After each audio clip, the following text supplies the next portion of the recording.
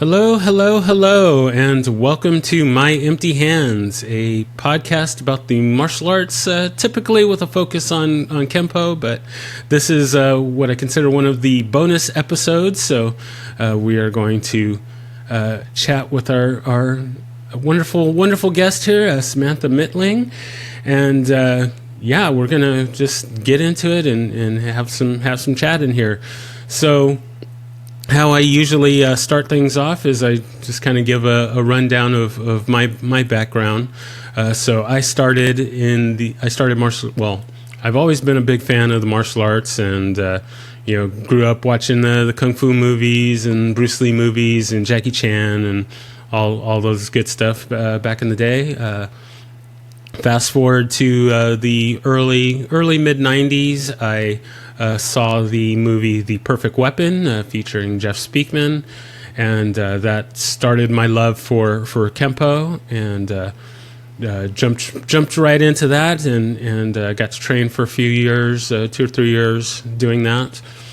One in '96, I left for the Army, and while I was in the Army, I got to do a little bit of Taekwondo, a little bit of Hapkido, and a little bit of boxing. Enjoyed that, and did that for a while I was in. When I got out, I didn't find a school that really kind of worked for me. I'm originally from the San Diego, California area, and after I got out of the military, I moved to the Dallas, Texas area. And I just kind of did my own thing, kind of tried to remember the various techniques and forms and things that I had learned previously, and kind of did my own thing until I found a school for capoeira, and I got involved in capoeira and have been doing that coming up on 17 years now. And just really enjoying that. Even though my body can't always handle handle everything that is required, but we make it work.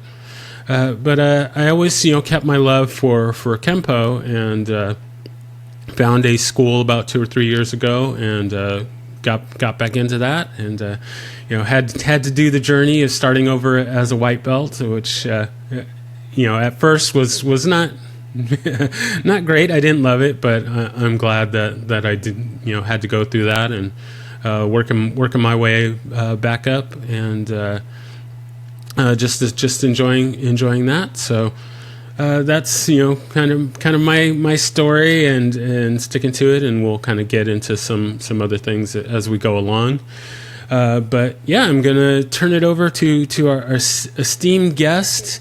And I would say first, since my listeners may not be familiar with you and your accomplishments, so if you could kind of just, I guess, start with kind of what you're known for, and then we'll get into your journey and how you got involved in the arts. So.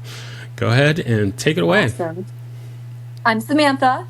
I'm 19, and I started martial arts when I was 5 years old. I am known for the bow staff, which is this long stick, and that is what I do most of now.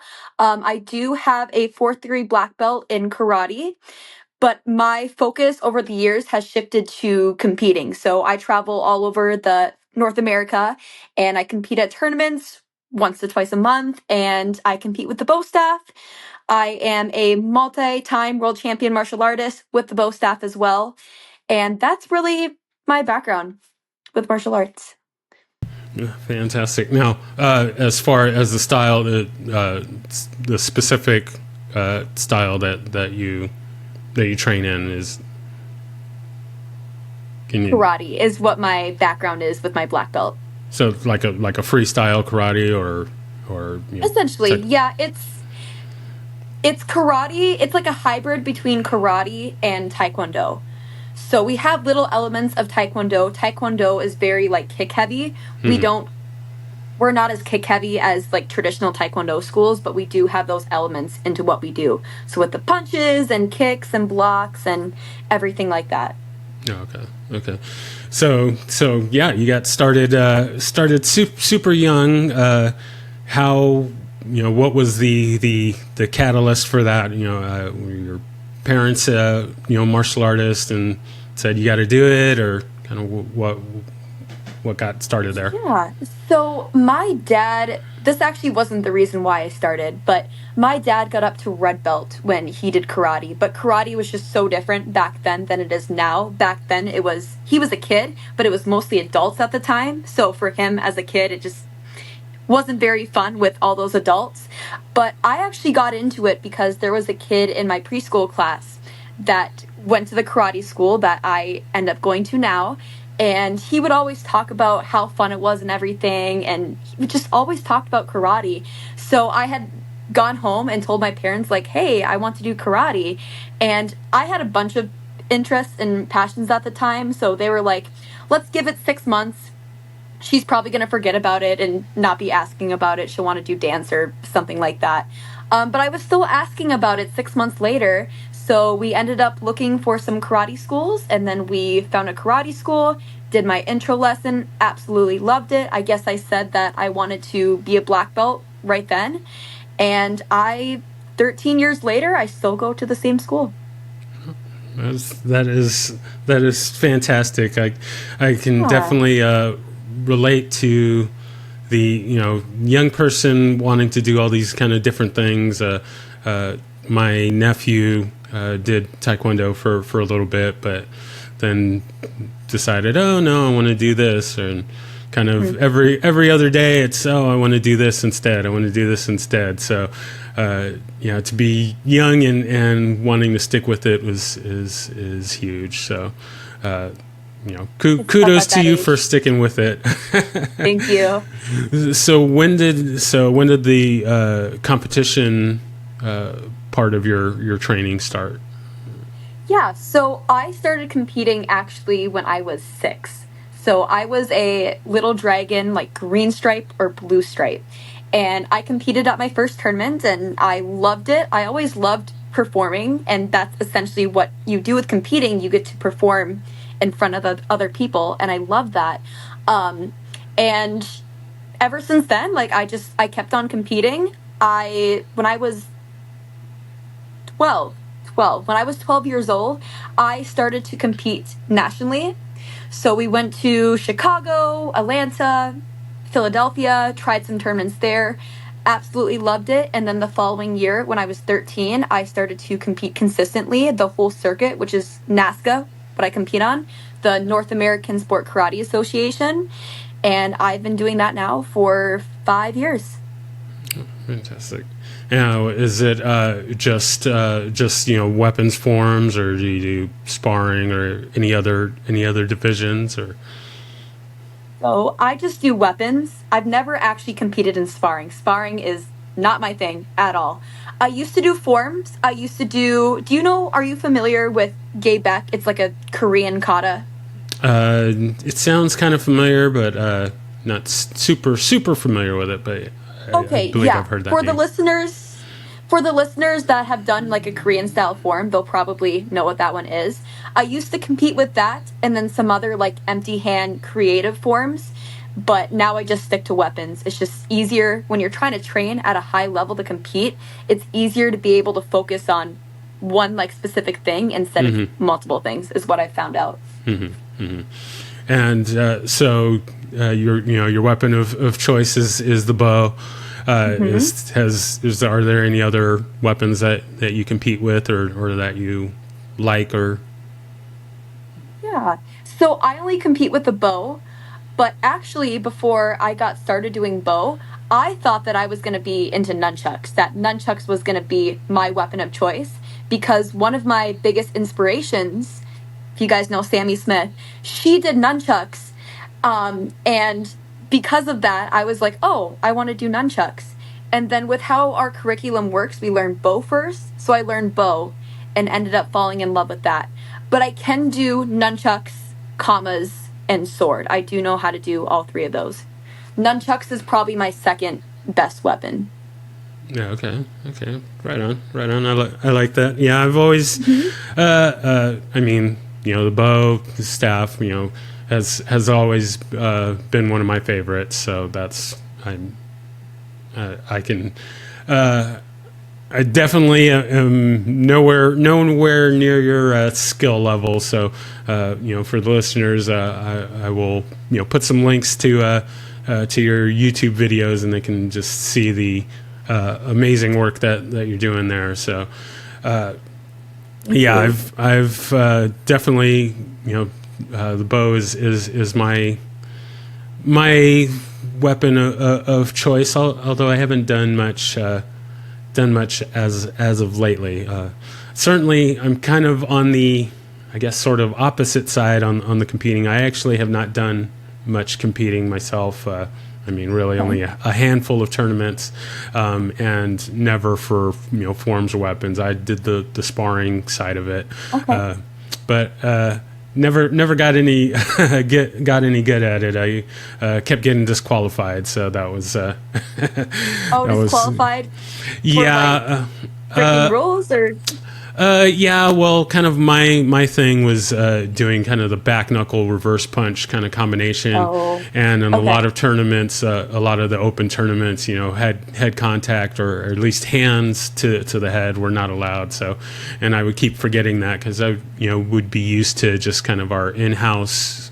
Our in-house tournaments or in-house sparring class. So, you kind of do what you know, and I can throw the back knuckle and the reverse punch pretty easy. So I would just do that, and it's like, oh, you can't back knuckle a person in the face, and it's like, why not? This is martial arts. That's kind of the thing. But what you'd have to do in the real world, like if somebody attacked you, that would be a good attack or way to defend yourself. But I get that. Exactly.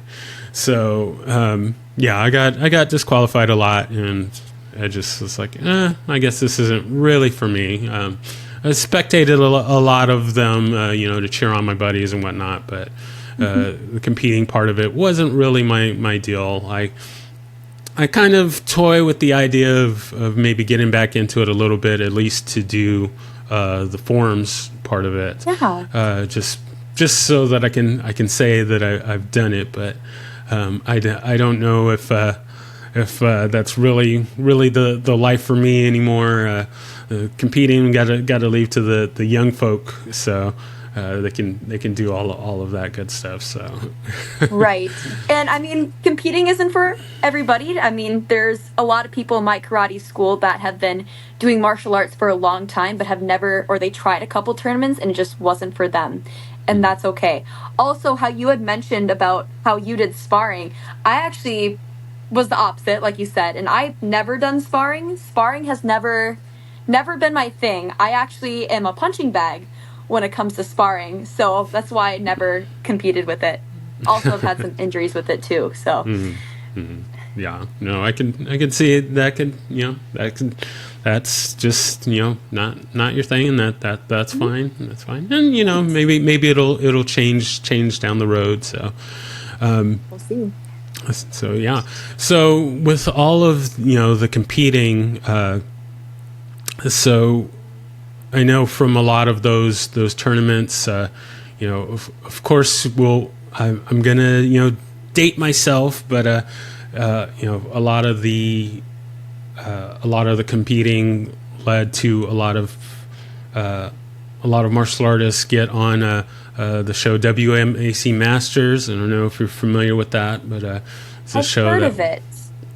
That was a show that was out in the 90s that featured many of the martial artists that were competing, and a lot of the Hollywood folks were kind of discovered due to the competition. So, since you've done a lot of the competing and doing really well in that, has there been any desire to get into the acting or stunt work or anything like that, or have you been approached for anything like that? Yeah, so that's something that I've always wanted to do with doing stuff in that industry with like stunts and acting and everything like that. I haven't done any projects yet. There are some stuff that may be coming up within the next couple of years that I can't talk about, but that'll be exciting. But also, this isn't really stunts, but back in 2021, I was approached by a broadcasting company or producing company to be on a game show in France. So this was called Game of Talents France.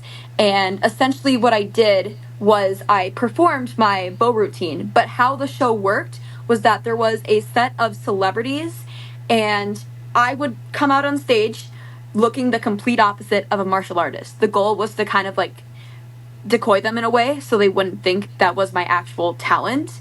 So I came out with like this cute little skirt and just trying to look really innocent and young and everything.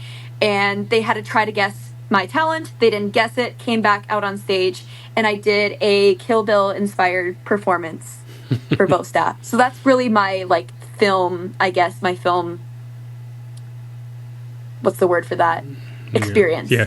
with that. Gotcha. So, how, I mean, were you super nervous about or I should say, being on kind of the stage is, you super nervous, or you kind of feel like you're, a natural for that, or, how did, Yeah. So I definitely felt nervous because this was a brand new experience for me. And also, it all happened really fast. Like, they had approached me a month before, and then all of this just happened super fast. It was also a little bit more, I feel like it made me a little bit more nervous because it's in France and people were speaking French.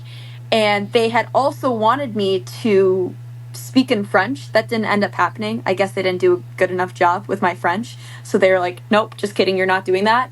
But that also made me a little bit nervous too, because again, like this was a new experience. But then on top of that, like with the language, like new language and everything, that made it even more, made me feel more nervous.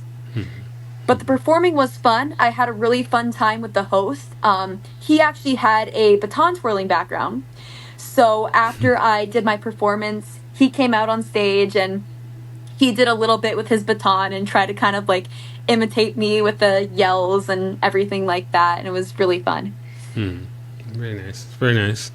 So with the, with the, all of the competing, what is your kind of training regiment, like, and, how does that kind of contrast with, training for a competition versus just training the art as normal? Is there like a separation for that, or do you kind of say, okay, Monday and Tuesday I'm competition training, and Wednesday, Thursday I'm self-defense training, or kind of how does that break down? Or Yeah, so I would say most of the training that I do, like solo training, is competition training. So getting ready for my performances with the bow and everything like that. The martial arts, like karate training that I do through my school, is mostly through teaching. So I guess like when I teach, that's when I'm doing like the self defense training and everything like that. But with the competition training, it's a lot of like getting endurance up, like working on endurance and stamina, because that's really important at the high level that we do our stuff at, and just working on technique. So making sure that lines are looking clean with the strikes and stances are good, strikes are solid. There's also a bunch of strength training that goes with that as well. So going to the gym, lifting weights, resistance band training, stuff like that. So there's a lot of different elements that goes into the competition training. And then, like I had said, for the training more for my art, I do that more so because I teach so much. I do that more so with my teaching. Those kind of go together. That's when I do that, if that makes sense. Okay. Yeah. Gotcha. So with the competition side of it, are you are you creating your own forms, or are there kind of set ones, or how does that work? Yeah, so I actually have a coach that helps me out with this. Now that I'm older and more experienced, I am able to come up with more choreography myself and just more use him to kind of get his ideas as well and just get his thoughts on like if this looks good. But before it was very much like I would have a coach that would make my entire routines for me. But now I'm able to kind of create that myself. And it's a really fun process. I kind of describe it as like you're making a puzzle because you have these different parts that you want to integrate into your form, but you have to figure out how to do so in a way where they all fit together. So it can be really difficult at times, but it's a lot of fun, the whole process with being creative. Now, is it's always you always compete in I guess I'm not even sure what the term, I guess, creative forms or extreme forms, or There you go. are there like tradition, or do you do like traditional forms Yeah. at all, or Yeah. they're all kind of. So I do. So there's in the NASCA, which is NASCA Sport Karate, which is the circuit that I compete in. The terminology for like the flashy stuff is called CMX. So the C stands for creative, the M is musical, the X is extreme. So how those kind of work with creative, the difference between creative and extreme, you have to be inverted and do some kind of flip. So I do an aerial, which is a no-handed cartwheel essentially.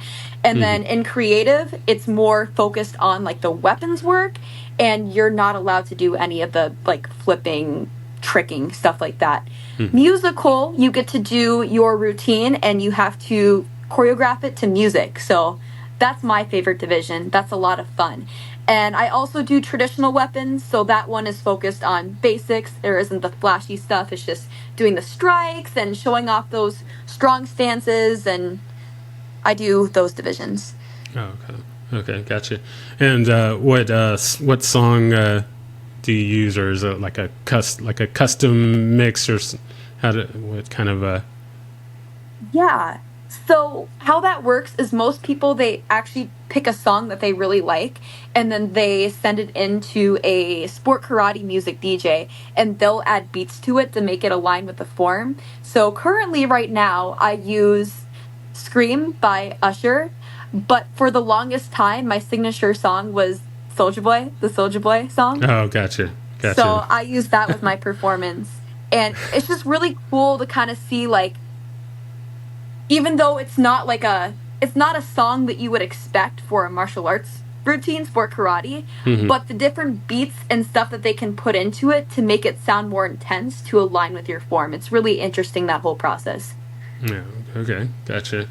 Yeah. In my days coming up, the first Mortal Kombat movie came out, and everybody was using the little Mortal Kombat techno song. I'm not going to try and sing it Yes. right now, and I can't play it because it'll probably get rights issues. So, but I Yeah. think most people know the song, but felt like kind of everybody was trying to use that one, and it's like it's a little on the nose, but got us hyped up, and once again showing my age, but our school, we went the opening night at midnight when that first Mortal Kombat movie came out, and it's just pretty much a theater full of karate folks screaming at the screen every time a particular character would come up. It was pretty funny. So excited to enjoy that, and hopefully fingers crossed.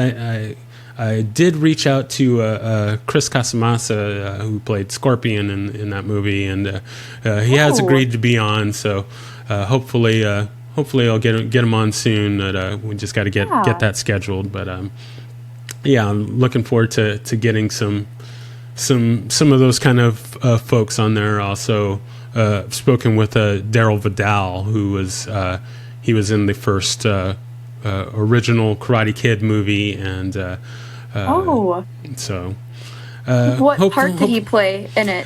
So he was the character when they got to the finals. He was the guy that was doing all the kicks in the finals, Okay. and he also was the man that doubled for Miyagi when Miyagi was doing the kick on the pier. Oh, That was him. Of course, bundled up, but yeah, he was the guy that was doing that, and so yeah, hoping to get him on soon. Yeah, I've been fortunate that I've gotten to speak with some pretty important folks, not just in the Kempo world, but oh, talk to a few actors and such as well. So I'm excited to get nice. those on and get some people, and glad to have you on. So when you make it big, or I should say when you make it bigger, then you can go, yeah, hey, I was on that guy's show. So Yeah, thank you. It's yeah. nice too, like you said too, even though like your podcast is mostly like focusing on Kempo, it is kind of nice too to get these different styles and everything and just kind of get a variety and hear people like different martial arts backgrounds and how they got into it and how like their training may differ from somebody else's style. So it's all really interesting.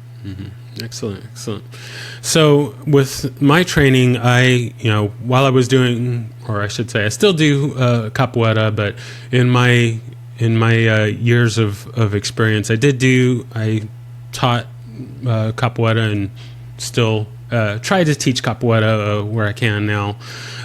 So I'm used to that part of it, but I've recently started the instructors program at my Kempo school, and so with my guest, I've started asking them, since you are also doing the teaching, can you maybe talk about one kind of your early experiences in teaching, and then just maybe some advice for someone like me that's getting into teaching, and just kind of some of your observations and advice on that. For sure. Yeah.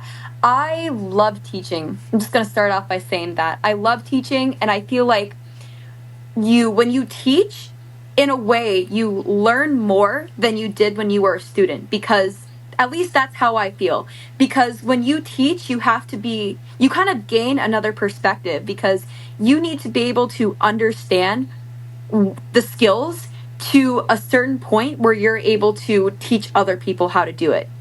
So you have to get like a deep understanding of the technique or whatever it is. But I started helping out like with assisting classes when I was 9. All I really did was just hold pads for people, like if they were practicing their kicks, like that's pretty much all I did. But I really loved it. I would give them tips and everything like that. And I just was a volunteer for 6 years. I started like becoming a paid staff member when I was 15. And I loved it, right? Like, I love that I'm able to have an influence in the students' lives and be able to watch them like accomplish their goals and help give them the tools to help them succeed and accomplish those things. So that's my favorite part of teaching. I would say for people who are wanting to get into teaching, some advice that I would have is just, especially if you're younger, at first you may not always feel like you're being listened to and that you are being respected because when you're younger and newer, like sometimes you just don't get respected as much. That's just how that works. But to just like be confident in what you're doing, and I would say looking for details is always super important. Like when you're teaching, pay attention to those little details. And then if there are things that you can also take from your karate instructors and senseis, so different ways that you liked how they taught you, combine those all together and have that be your teaching style. The I like things it. that you liked from how others have taught you. That's kind of my advice with that. Yeah, I like it. Yeah, that's good. Yeah, attention to detail is Hmm. is huge. So, yeah, I'm glad that you mentioned that. Uh, Little with details make a big difference, even if it's just like how somebody's foot is positioned, or maybe on like a sidekick chamber, like making sure that they get their knee in all the way, or they pull back their toes all the way to hit with the heel. Like they may be little things, but they do make a big difference with that. Have you found that the competing has helped you with teaching and vice versa? Have there been items that have cross pollinated and kind of helped each other? Or Hmm. Definitely. Yeah. I'm a karate school instructor, but I'm also a coach. So I coach athletes that compete in the same circuit that I do.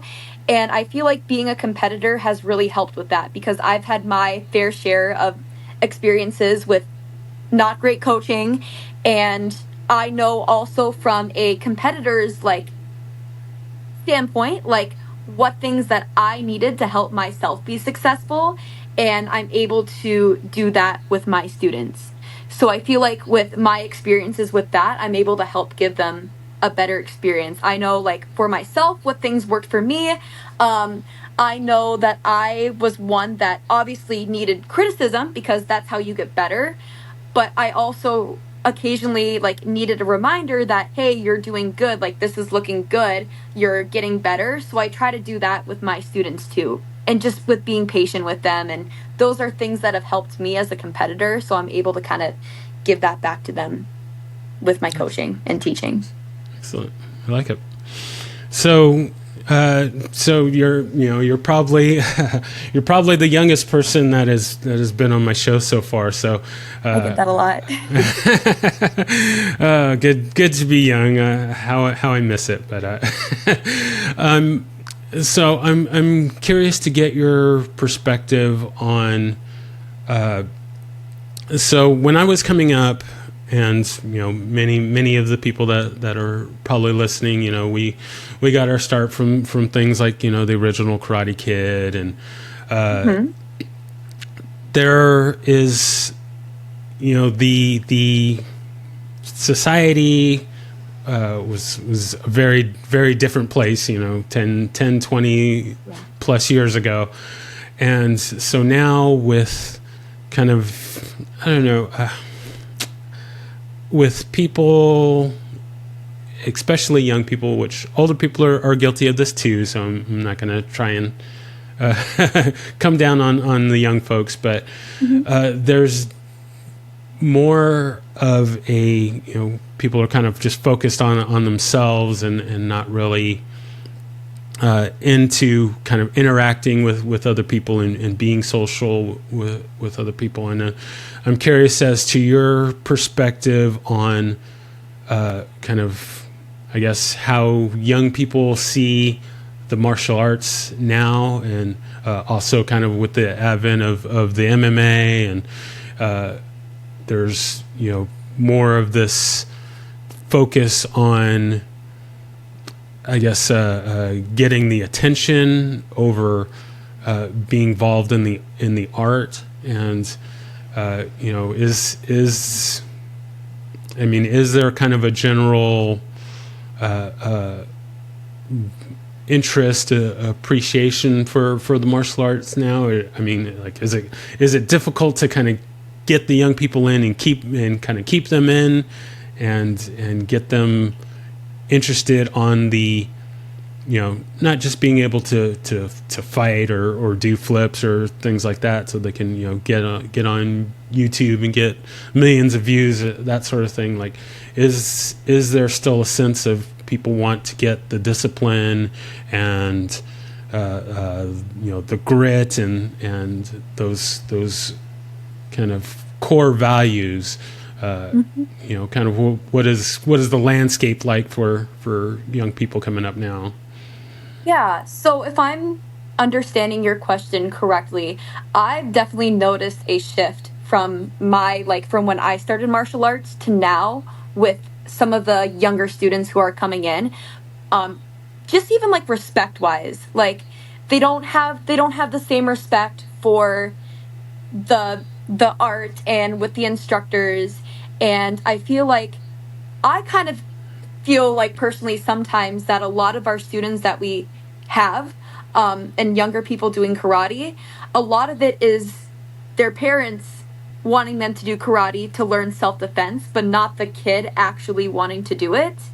And that makes it tougher because they don't have that like appreciation for the art, so then they don't try as hard. And when you had mentioned too about like people wanting to do placing more value on like with the social media and getting tons of views instead of like the actual art, I can definitely see that too. I've definitely seen that with some people too, with the rise of social media and our younger martial artists.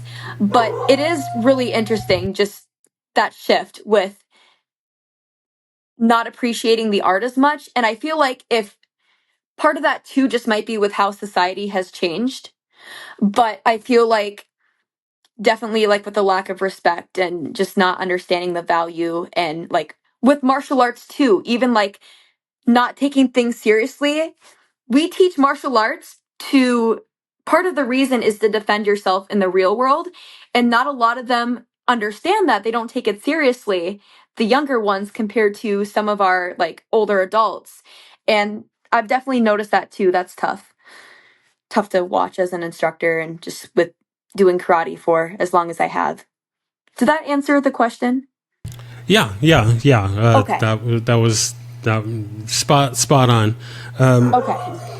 Once again, sorry for the listeners if they're hearing my dog. I thought we were going to make it all the way through, but we'll power through. So, what would you have any kind of advice for, how, what would be maybe kind of some tips on how us, instructors, older folks, how we can maybe better connect, better understand, kind of bridge the gap between the young students, and just, I don't know, what kind of things do you see that maybe might help, that maybe are there things that we're just not getting.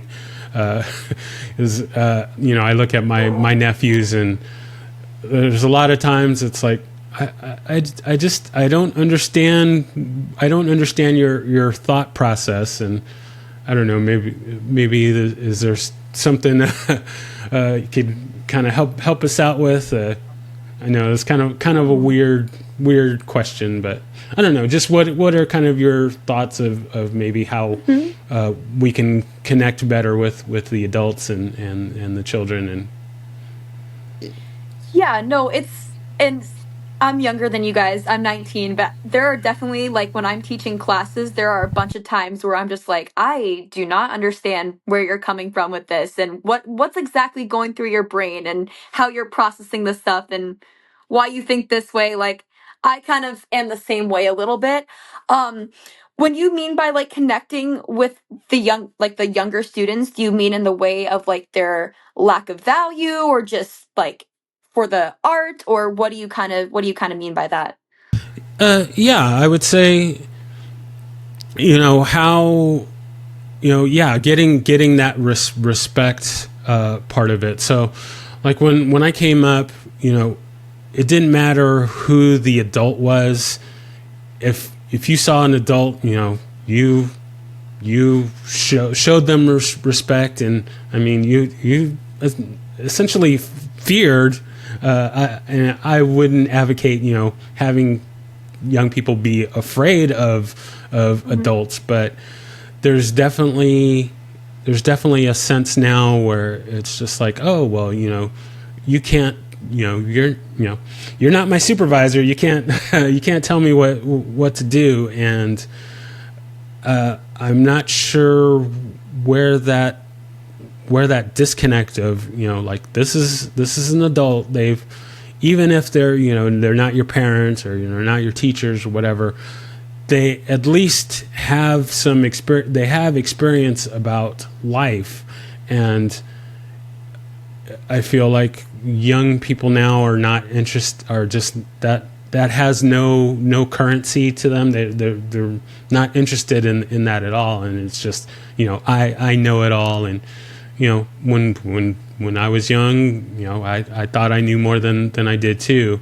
And I I wonder what it is that we need to do to maybe give that person an idea of, hey, you should kind of listen. You should listen, and you should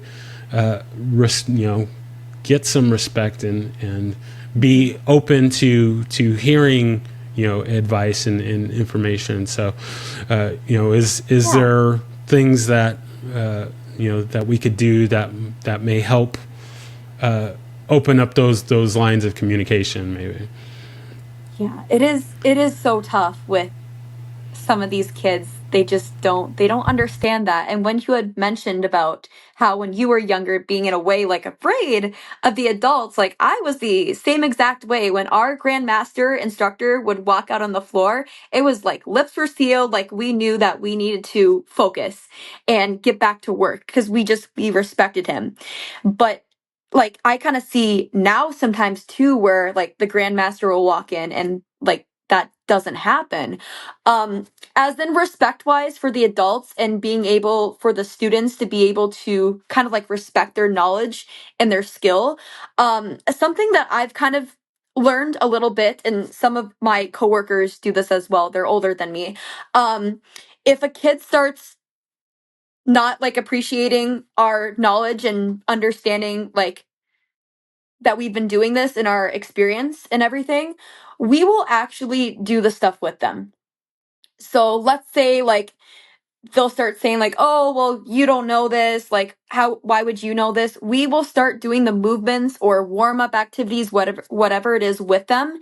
And then when they see us doing that and seeing how well we are able to do that, then it's like their lips are sealed and then they're like, "Oh, okay, so they do know what they're talking about."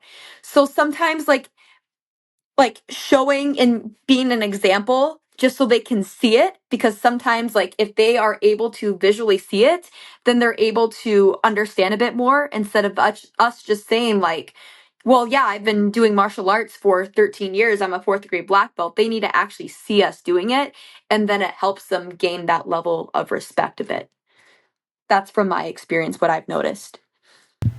Very good. I like it. I like it.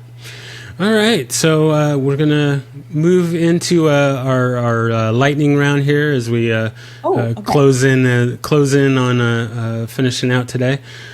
So, first question would be: do you have a favorite technique? Now, to just kind of give some context in the Kempo world, we have things broken down in where we have our basics and your kicks and punch, your normal kicks and punches, and then we have Hmm. our self-defense techniques, and those are kind of specifically, I guess, for lack of a better term, choreographed blueprints of, okay, there's this kind of attack coming, and this is the defense of it. Then we have our forms and so forth. But so usually when I ask this question, I'm kind of referring specifically to the self-defense techniques, but I will go ahead and open this to kind of anything, like, kind of what would maybe be a kind of a favorite, martial arts movement, or, a kick or a punch or Yeah. something like that. Yeah, for sure. I can give you one for self defense and one for like a martial arts movement.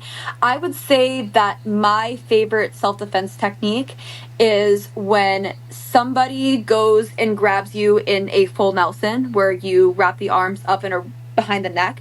I Mm-hmm. really like the self defense technique that we do with that, where we drop our arms down, then we step to the side, we get them behind us, and then from there we can sweep their leg and flip them over. Mm-hmm. That's probably one of my favorite techniques for self defense. For like a martial arts movement, I really like jump spin kicks. So, like jump spin back kick, jump spin hook kick, jump spin heel kick, which is where you keep your leg straight the whole time instead of Mm-hmm. a chamber and rechamber for like a hook kick. Mm-hmm. Those are probably my favorite like martial arts kick technique.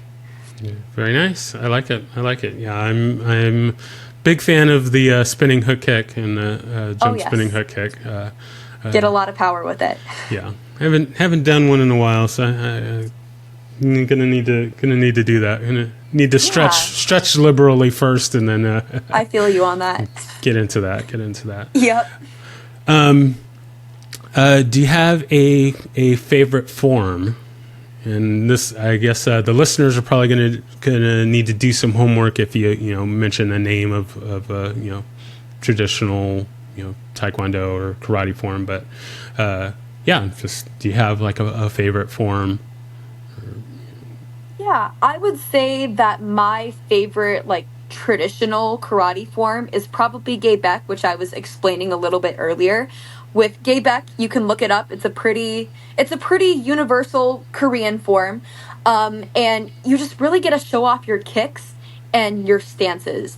And I really like that. It's a slower like tempo form, so it allows you to just really show off those stances, and then with those double kicks, with really showing off being able to stick those kicks and having those beautiful chambers and re-chambers. So if you look up Gaebek on YouTube, then you'll be able to know what I'm talking about. Okay, right on. I like it.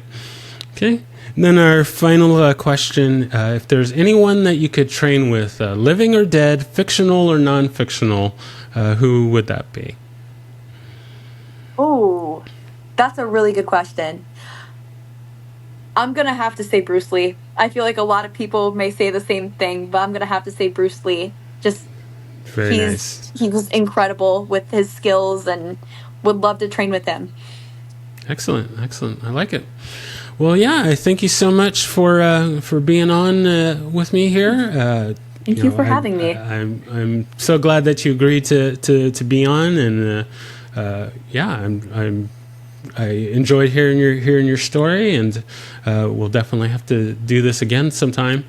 So now is your time for shameless self-promotion, so you can plug anything you want or say anything that maybe we didn't cover that you wanted to get out there. Now is your time to have the floor here, so go ahead. Okay. I think I pretty much covered everything with my accomplishments and everything like that, but if the listeners are wanting to follow along more with my journey, they can find me on Instagram, TikTok, YouTube, Facebook, Samantha Mitling, and you can keep up with my journey there. All right, awesome. Yeah, I will put all the links to all your stuff and let everyone marvel at your amazing skill. And Thank you. I'm looking forward to seeing what you accomplish next. So thank you again for being on, and I will be in touch when this is ready to go out. But thank you. Sounds good. Really appreciate it.